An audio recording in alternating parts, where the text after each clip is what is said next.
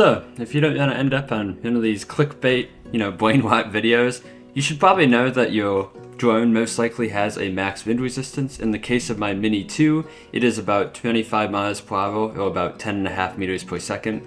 And in this video, I'm just going to quickly go over how I check the conditions for drone flying, and how I determine if it's actually safe to fly this thing. So let's just hop right into it.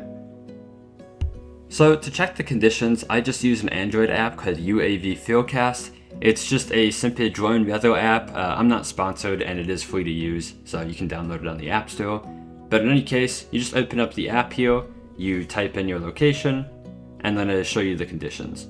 Now, this is ground level conditions, so what you can do is you can actually tap on the wind gusts tab here, and then you can set the altitude. So I set mine to, 350, 400-ish.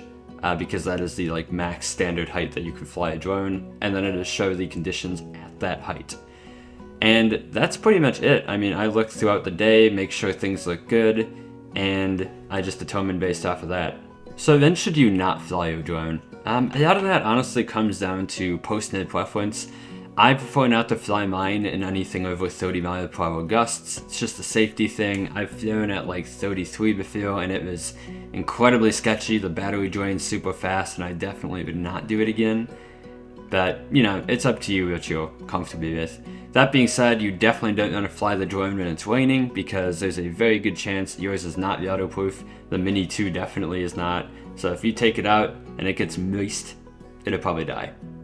And then finally, make sure you have at least 3 miles, statute miles of visibility, because that is the FAA's legal requirement for drone flying, since you need to have the drone in your sight at all times.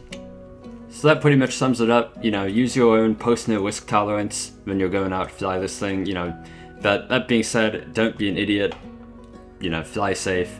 And the only last safety tip I have for you, to keep your drone completely safe in the sky, is to like and subscribe.